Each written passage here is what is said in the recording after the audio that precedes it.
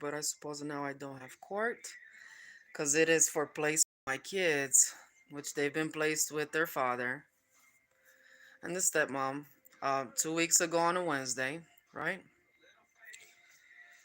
And tomorrow, that's what the hearing is about too, for them to be placed. I gotta trust God on this one. Like, this has been the hardest thing of my life. I believe my kids. I also believe that, and they're saying my son, he's saying nothing happened. I know my son. My son would lie about the smallest things. I don't know why, but he would fart and right in our face. Ariana, she's a witness. And I'll be like, Monty, did you do that? No.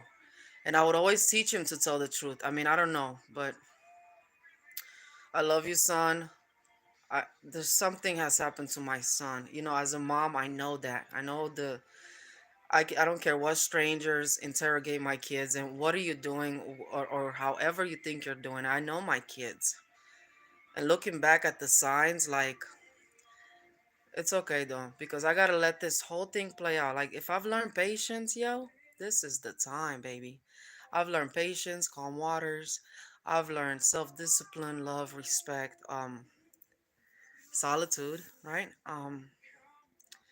So they're gonna wait until I have my psychological and psychiatric evaluation, which is February 16th, and that's fine. And that's fine. Because despite all the emotional distress that I have been through, because the Omaha Police Department Sexual Assault Unit did not respond in a timely manner, did not take my concerns serious, they don't listen to kids. I'm very sane for all the crap that I've been through. And when you're fighting a good fight, a fair fight, baby, keep going. Keep going. Your good character shows eventually. And the people that pretend, I mean, you can only pretend for so long to have love in your heart and to care. You can only pretend for so long, but I do. I want to keep you guys updated. I now use this YouTube channel to help other people heal, and to show you that when you face adversity, when you are a voice for your kids, you always believe your kids. I don't care what nobody says. I believe my kids. My baby can't come up with that stuff. I never even let him watch. If I protected them from watching scary movies, like, no. I believe my kids. I will always believe my kids. Not because I want to, because that is my duty as a parent to my children, to believe my kids over anybody. Over anybody. And I believe God. I believe God above all, because He's the all seeing, all knowing God. And you can't fool Him, and it doesn't matter who you fool. But I love you, kids. Okay, I want to keep track of this journey of injustice that's happened in my life, that I feel like is the biggest storm I've ever faced in my life. You know? And so I want to help another parent that when you go through such injustice, you got to remain calm. Knowing that your kids could very much so be getting harmed and hurt.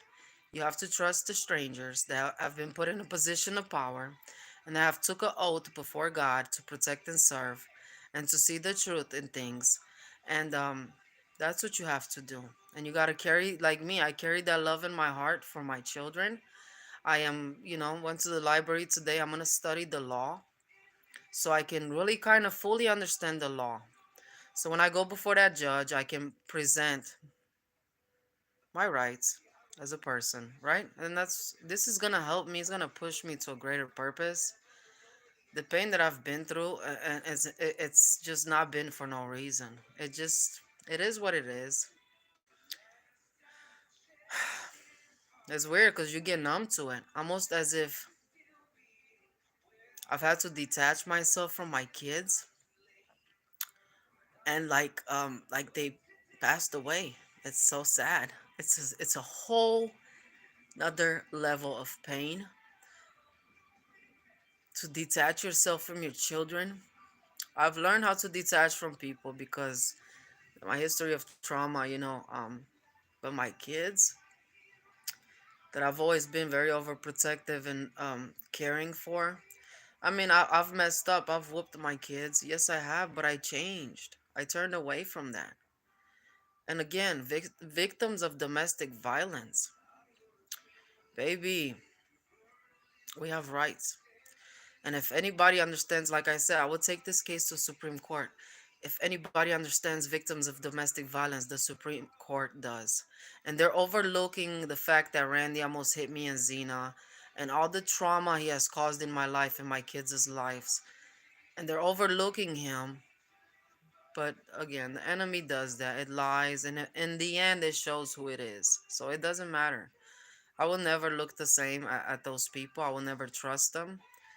I don't hate them because hate is too much for me to carry in my heart. But I don't appreciate them. All right, y'all. Be blessed. Much love.